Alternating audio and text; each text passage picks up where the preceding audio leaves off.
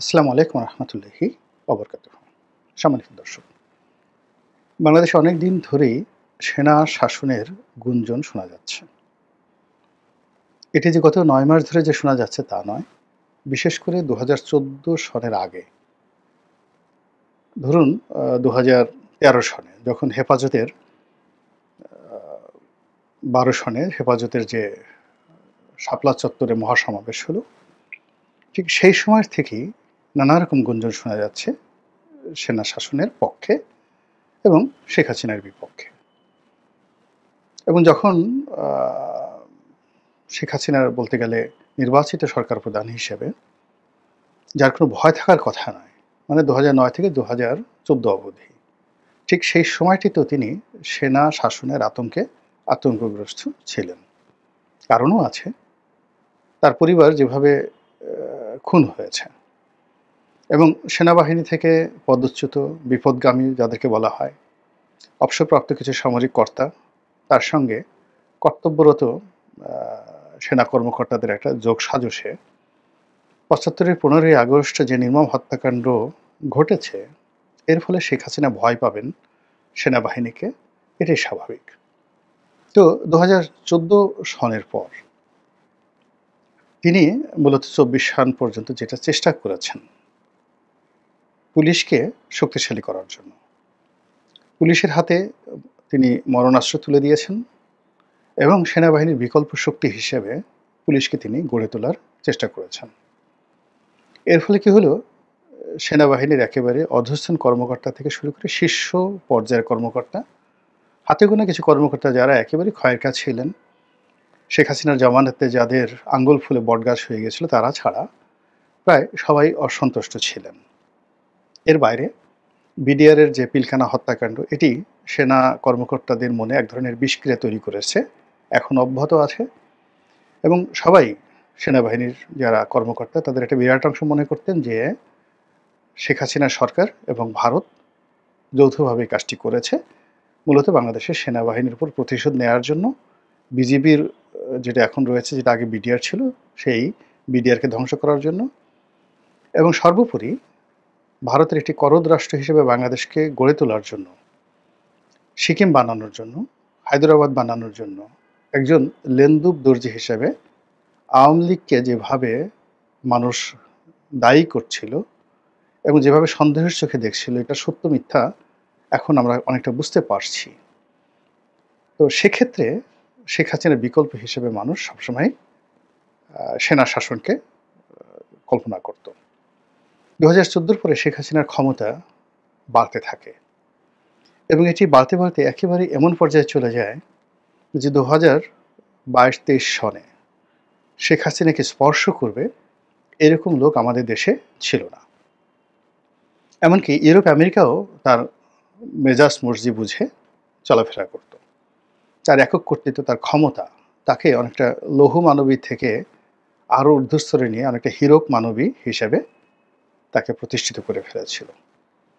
ঠিক ওই সময়টিতে সেনাবাহিনীর মধ্যে কি হয়েছিল আমরা জানি না, কিন্তু আমরা বাইরে থেকে যেটা শুনতাম যে তিনি সেনাবাহিনীকে অলস বানাচ্ছেন, সেনাবাহিনীকে বিলাসী বানাচ্ছেন, সেনাবাহিনীকে ব্যবসায়ী বানাচ্ছেন এবং সেনাবাহিনীর হাতে যে অস্ত্র রয়েছে সেই অস্ত্রের, ব্যক্তিগত অস্ত্র ছাড়া যে অস্ত্রগুলো রয়েছে সেগুলোর যে গান পিন রয়েছে, যেগুলো দিয়ে মূলত গুলি ছোড়া হয় এবং গুলিতে মানে ধরুন আপনার গান পিন, যারা অস্ত্র সম্পর্কে জানেন তাদেরকে বলছি সংক্ষেপে, সেটি হলো যে প্রত্যেকটা অস্ত্রের একটা করে পিন থাকে। মূলত যখন ট্রিগারে চাপ দেওয়া হয় তখন ওই পিনটা যখন গুলির উপর আঘাত করে অমনি ওই গুলিতে আগুন ধরে যায় এবং সেটি প্রবল বেগে ছুটতে থাকে লক্ষ্যবস্তুর দিকে। তো এই অস্ত্রের, যে কোনো অস্ত্রের যদি সেই গান পিন খুলে নেওয়া হয় তাহলে ওটার আর কোনো কার্যকারিতা থাকে না।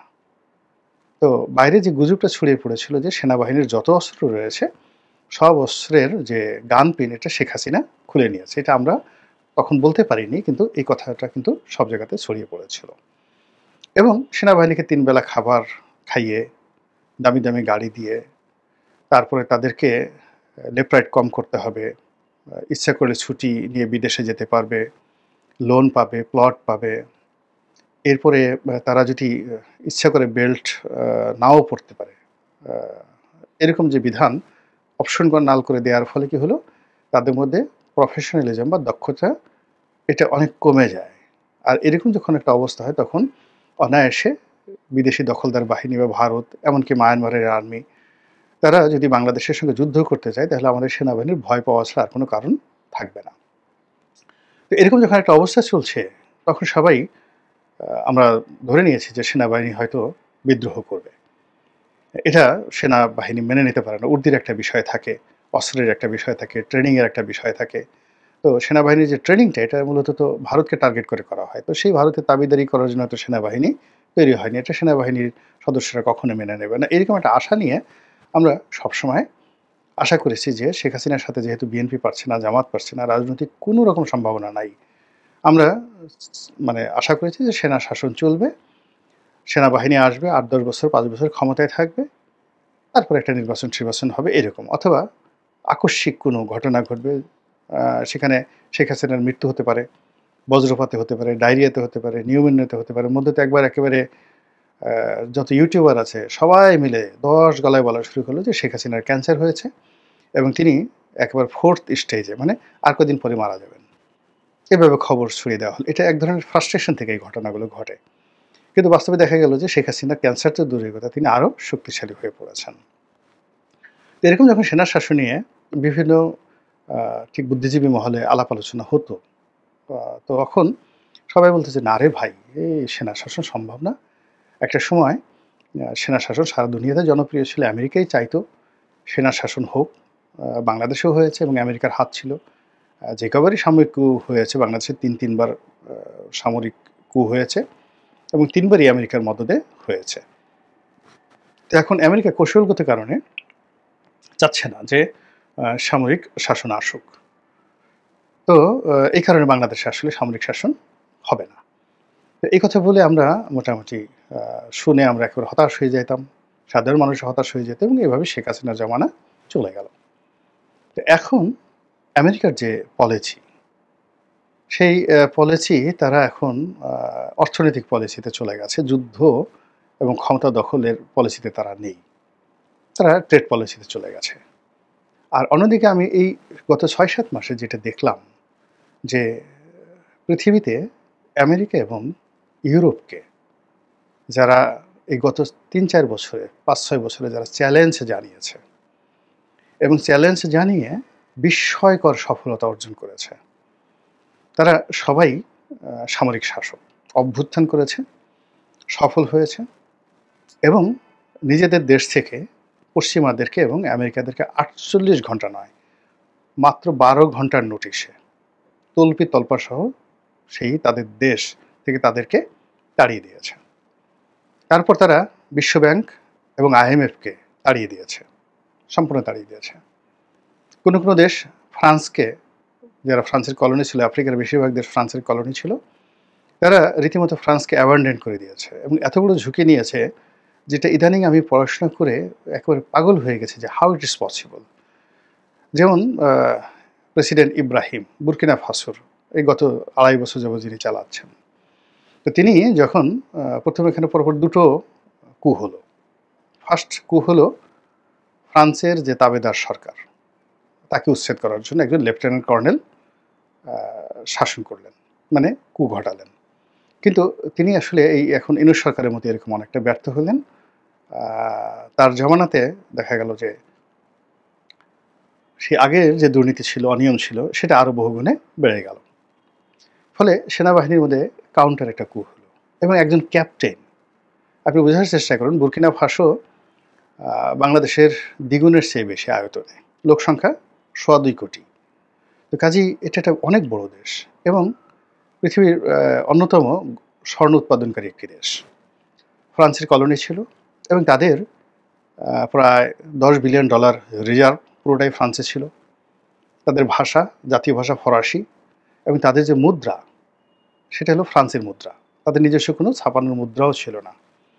তো এই অবস্থায় যখন ইব্রাহিম সে ক্যাপ্টেন হয়ে সেই অভ্যুত্থান ঘটালো এবং নিজে প্রেসিডেন্ট হয়ে বসলো, তখন প্রথম যে কাজটি করা হলো সেটি হলো তার সমস্ত রিজার্ভগুলো আটকে দেওয়া হলো, ফ্রান্স আটকে দিল, সমস্ত মুদ্রা বন্ধ করে দেওয়া হলো এবং তাদের দেশের যত বিনিয়োগ, গোল্ড মাইন থেকে শুরু করে বড় বড় শিল্প কলকারখানা সব ফ্রান্সের দখলে এবং সব জায়গায় তারা এমবার্গো দিয়ে বসলো এবং একই সঙ্গে IMF এবং বিশ্বব্যাংক তারা এখানে নিষেধাজ্ঞা জারি করল।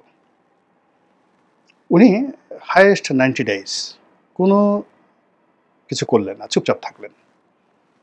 তিনি শুধু জনপ্রিয়তা অর্জন করলেন, বাড়ি বাড়ি গেলেন, ডোর টু ডোর গেলেন এবং অভ্যন্তরীণ তার যে সম্পদ আছে, টাকা, মুদ্রা, এইগুলো নিয়ে যেন জনগণ সন্তুষ্ট থাকে, এই 90 days বসে তিনি এই চিন্তা করলেন।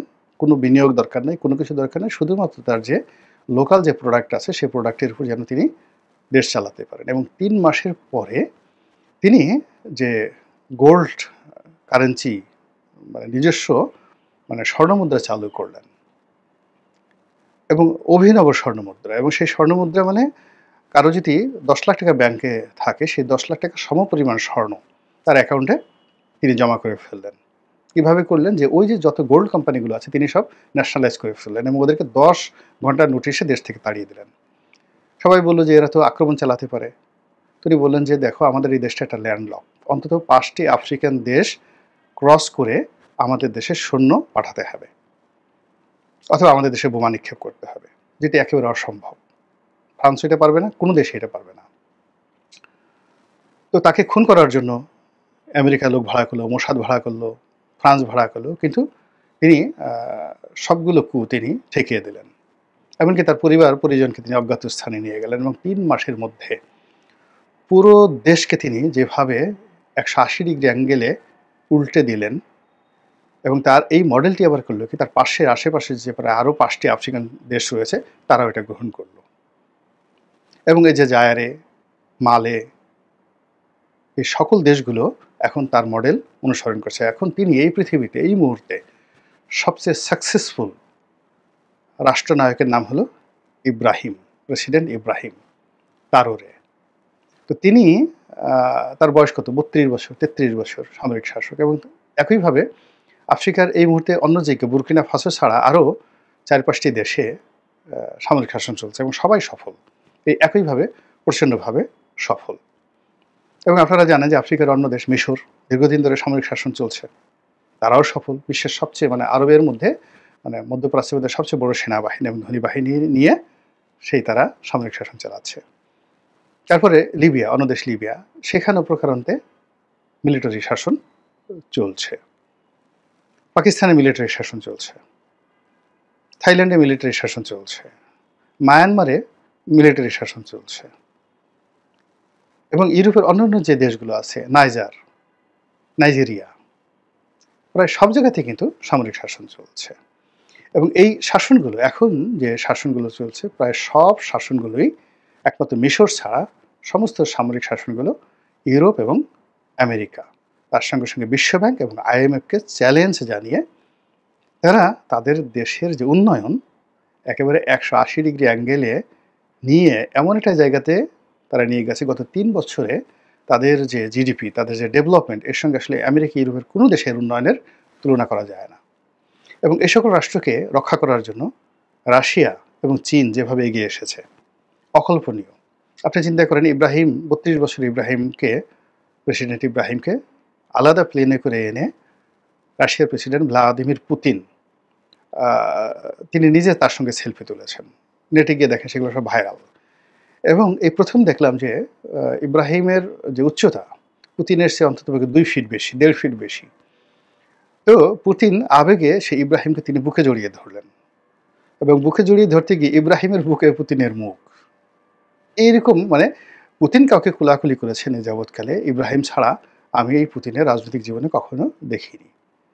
এইরকম ঘটনা ঘটছে কিন্তু আফ্রিকাতে। তো আফ্রিকার যে এই যে ঘটনা, তার সঙ্গে সঙ্গে আরেকটি ঘটনা না বললেই নয়, সেটি হলো রুয়ান্ডা। রুয়ান্ডাতে পল কাগামে, তিনি মূলত একজন গেরিলা যোদ্ধা এবং রুয়ান্ডাতে আমাদের সেনাবাহিনীর অনেক সদস্য দায়িত্ব পালন করেছেন। আমি যা বলছি এটা তাদের মুখস্থ এবং তারা এই আমি যা বলছি তার চেয়ে 1000 গুণ তারা বেশি ভালো জানেন। সেই রুয়ান্ডা এখন পৃথিবীর জন্য role model. In terms of democracy, in terms of সুশাসন, গণতন্ত্র, সুশাসন এবং ন্যায় বিচার। এবং এই যে কাজটি করছেন তিনি একজন সামরিক জেনারেল পল কাগামে, এবং তিনিও ইউরোপ আমেরিকাকে চ্যালেঞ্জ জানিয়ে সেখানে প্রথমে সামরিক শাসন এবং সেখান থেকে গণতান্ত্রিকভাবে একটি দেশের নির্বাচিত প্রেসিডেন্ট, জনগণ তাকে জিয়াউর রহমান সাহেবকে যেভাবে ভালোবেসে মানুষ ভোট দিয়েছিল তাকেও ঠিক সেইভাবে ভোট দিয়ে এখন আপনি রুয়ান্ডার যে স্ট্যাটিস্টিক্স যদি দেখেন, মাথা খারাপ করার মতো, রাস্তাঘাট যদি দেখেন মানে খারাপ করার মতো, মাথা খারাপ করার মতো সব কিছু ঘটছে। আরেকটি দেশ আমরা যেটিকে বলি উগান্ডা, ইদি আমিনের দেশ। তো 1980-র দশক থেকে, তো অলমোস্ট প্রায় 40 বছর হলো না, 40-45 বছর, যিনি এই দেশটি শাসন করছেন সেটি হলো মুসেভেনি। তো তিনি একজন সামরিক শাসক, সামরিক জেনারেল। 45 বছর যাবত তিনি উগান্ডার শাসন করেছেন এবং উগান্ডাকে তিনি এখন যেখানে নিয়েছেন তিনিও ঠিক সেই সামরিক শাসনকে জনপ্রিয় করে এটাকে একটা গণতান্ত্রিক আদলে ঠিক বাংলাদেশে জিয়াউর রহমানের মতো একটা অবস্থানে তিনি উগান্ডাকে পৌঁছে দিয়েছেন। এবং তিনি যেভাবে ফ্রান্সকে, আমেরিকাকে, তারপর ইংল্যান্ডকে চ্যালেঞ্জ জানিয়ে আজকে 45 বছর যাবত টিকে আছেন, বিস্ময়কর। তার বক্তব্যগুলো যদি আপনি শোনেন, মানে সিলভিও মুসোলিনি, মানে মুসোভেনি, তার ইংরেজি, তার ব্যক্তিত্ব, তার পার্সোনালিটি, তার সেন্স অফ হিউমার, তার নেতৃত্বের যে গুণাবলী, এর সঙ্গে আপনি যদি ইমানুয়েল ম্যাক্রো, তারপরে Mohammed bin Salman, Narendra Modi, Donald Trump, mister Putin পাশাপাশি দাঁড়া করান, আপনি দেখবেন যে সেই মুসোভিনিকে অনেক অনেক স্মার্ট এবং রাষ্ট্রনায়ক হিসেবে মনে হচ্ছে সব দিক থেকে। তো এই যে আফ্রিকাতে যে ঘটনাগুলো ঘটছে, সাব সাহারা, পশ্চিম আফ্রিকা যেটিকে বলা হয় পশ্চিম আফ্রিকা, এবং আফ্রিকার অন্যান্য অঞ্চলে যে ঘটনাগুলো ঘটছে সেগুলোর আওয়াজ সারা পৃথিবীতে কিন্তু পৌঁছে গেছে। আমার মতো একজন বেসামরিক মানুষ সে যদি এই বিষয়গুলো জানতে পারে, তাহলে বাংলাদেশে যারা সামরিক ব্যক্তিত্ব তারা কি জিনিসগুলো জানেন না? আর সেগুলো জানার পরেও আমাদের দেশে যারা বেসামরিক রাজনীতিবিদ রয়েছেন, এখনও কেউ নাকে তেল দিয়ে, কেউ নাকে নস্যি লাগিয়ে তারা দিদারসে ঘুমাচ্ছেন আর বলছেন যে বর্তমানে জামানা মিলিটারি শাসনের জন্য উপযুক্ত নয়। এবং আমরা এই যে নিজেরা গুতুগুতি করে আমরা কাদেরকে আহ্বান করছি, কাদেরকে জায়গা করে দিচ্ছি, এটি কি একবার আমরা ভাবছি? যদি ভাবতাম তাহলে কি আমরা এই কাজগুলো করতাম? মহান আল্লাহ রাব্বুল আলামিন তো গত 9 মাসে আমাদেরকে যে অপার সুযোগ দিয়েছিলেন, সবাইকে, বিএনপিকে, জামাতকে, তারপরে শেষে আওয়ামী লীগকে, জাতীয় পার্টিকে, এরপর ডক্টর মোহাম্মদ ইউনূসকে, দেশের বুদ্ধিজীবী যারা আছেন তাদেরকে, সবাইকে সুযোগ দিয়েছিলেন। আমরা হামানদিস্তা দিয়ে, মানে হামানদিস্তা তো যেগুলো পান আছে দেখেন, হামানদিস্তা দিয়ে যেইভাবে পান, সুপারি, চুন একসাথে ছেঁচে গুঁড়া গুঁড়া করা হয়, আমরা আল্লাহর দেয়া সেই নিয়ামতগুলোকে গুঁতো মানে একদম গুঁড়ি করে হামানদিস্তা দিয়ে গুঁড়ি করে আমরা সেগুলোকে চিবিয়ে মানে পিষে ফেলার মতো অবস্থা করে ফেলেছি। ফলে আজকের এই দিনে যে কথাগুলো শোনা যাচ্ছে, এই কথাগুলো আগামী দিনে পরিবর্তিত পরিস্থিতিতে আপনার কি মনে হয়? বলতে পারবো? প্রশ্নই আসে না। মহান আল্লাহ আমাদের সবাইকে হেদায়েত দান করুন এবং হেফাজত করুন। আসসালামু আলাইকুম ওয়া রাহমাতুল্লাহি ওয়া বারাকাতুহু।